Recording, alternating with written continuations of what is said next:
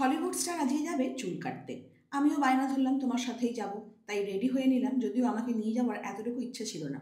চুল কাটার পর নাকি সে বাজারও করতে যাবে। কিন্তু দুপুরের পর থেকে আমিও আজকে ফ্রি। একাই তো বাড়িতে বসে বসে বোর হই কেন, তাই কুণালের পিছু নিলাম। এসেছি দ্য আর্টিস্ট রুমে। এখানে এসে আমি একবার হেয়ার কাট করেছিলাম। আগেই অ্যাপয়েন্টমেন্ট করা ছিল, তাই বেশিক্ষণ বসে থাকতে হলো না, ঝট করে সিট পেয়ে গেল। হেয়ার নিয়ে অবসেসড হলিউড স্টার। ছেলেদের না একটা ব্যাপার থাকে, যার হাতে বরাবর চুল কাটে সে যদি না থাকে বা কাজ ছেড়ে দেয়, তখন অন্য কারোর হাতে একদমই নিজের চুলের দায়িত্ব দেয় না। আর তাই প্রায় মাস দেড়েক বাদে আবার হেয়ার কাট করতে এসেছে। আর তার সাথে বিয়ার্ডও করাবে। এই রে, হেয়ার কাট হবে কিন্তু গলায় কেন পট্টি বাঁধছে?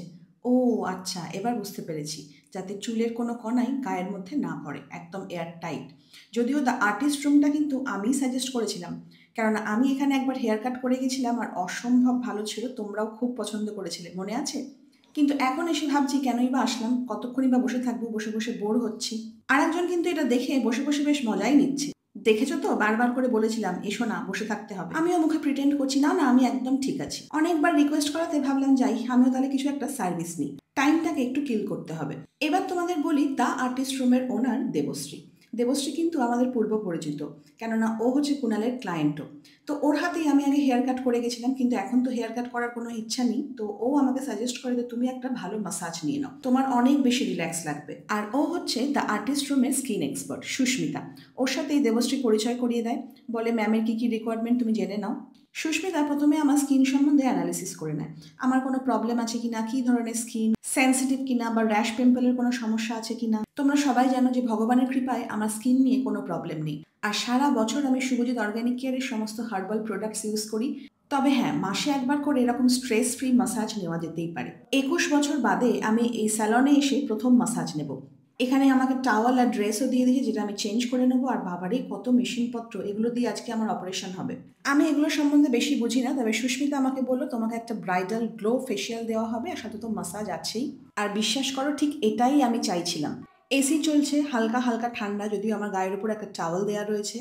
আর তার সাথে রয়েছে হালকা একটা মিউজিক, এত সুদিং লাগছিল। আর তার উপরে সুস্মিতার মাসাজ। ও হ্যাঁ, তোমাদের বলে দিই, এই ক্লিপিংসগুলো কিন্তু রাজেশ দা নিচ্ছে, মানে আমাদের সাথে রাজেশ দা রয়েছে। আর আমার মাসাজ রুমে কিন্তু জেন্টস নট অ্যালাউড, তো ওখানে স্যালনেরই একটা মেয়ে আমাকে একটু হেল্প করে দিচ্ছিল। ও ওয়াও, লাগছে হিরো হিরালাল। এবার বলি, আমার চোখ বন্ধ। কি কি প্রোডাক্ট আমার ওপর ইউজ করছে আমি দেখতে পাচ্ছি না, শুধু অনুভব করতে পারছিলাম, যদিও দেখার দরকার নেই। কারণ দ্য আর্টিস্ট রুম নিয়ে কিছু বলার নেই, তোমরা অনেকেই হয়তো চেনো বা এখানে এসে সার্ভিস নাও। সমস্ত ব্র্যান্ডেড কোম্পানির জিনিস দিয়ে কিন্তু এখানে কাজ করা হয়। মাসাজ রুমের সবটা তুলে ধরা ক্যামেরায় সম্ভব নয়, ডিসেন্সি মেনটেন করতে হয়। তবে এইটুকু না দেখালেই আমি বলবো এটা অসম্পূর্ণ থেকে যায়, কারণ সুস্মিতার হাতের জাদু। একদম মাথার চুল থেকে ঘাড়, পিঠ, কোমর, হাত, সমস্ত কিছু এত সুন্দরভাবে ও মাসাজ করে দিয়েছে। এটা ইউভি রে দিয়ে মাসাজ হচ্ছে, যাতে খুব সুন্দরভাবে ক্রিমটা আরও ভালো পেনিট্রেশন হয়ে যায়। আর এটাকে বলা হয় কুল হ্যামার, যাতে এত ক্রিম অ্যাপ্লাই করার পর মুখে কোনো রকম র্যাশ পিম্পলের ভয় থাকে না। আর মাসাজ করার পর যে ওয়ার্মটা তৈরি হয় স্কিনে, সেটাকে অনেক বেশি কুল ডাউন করে। এই পুরো প্রসেসটাই কিন্তু প্রায় ঘন্টা 3 ধরে চলে, আর আমার সারা শরীরের নার্ভ একদম রিল্যাক্স হয়ে গেছে। 4টেই ঢুকেছি, কখন যে 7টা বেজে গেছে আমি নিজেই বুঝতে পারিনি। আর যখন আউটকামটা কুণাল দেখলো, চক্ষু পুরো ছানা বড়া। মনে মনে একটু হিংসাও করছে। না গো, সত্যি বলছি, দেবশ্রীকে থ্যাংক ইউ না জানিয়ে পারলাম না, আর সাথে তো সুস্মিতাকে থ্যাংক ইউ জানাতেই হতো। প্রতি মাসে আমি একবার করে আসছি। সারা শরীর আমার কাম ডাউন হয়ে গেছে, আর তার সাথে এত সুন্দর মুখের গ্লো। হলিউড স্টার আমাকে বাড়িতে নামিয়ে দিয়ে বাজার চলে গেছে, তবে আমার মুখের গ্লোটা একবার দেখো, জাস্ট ভাবতে পারছি না। আমাদের মেয়েদের এইটুকু রিল্যাক্সেশন তো দরকারই দরকার। দ্য আর্টিস্ট রুমে যখন আমি হেয়ার কাট করেছিলাম, প্রচুর লোকে আমার থেকে নাম্বার আর অ্যাড্রেস চেয়েছিল। আমি এবারে অলরেডি নাম্বার আর অ্যাড্রেস স্ক্রিনে মেনশনই করে দেবো, গ্লোটা দেখো।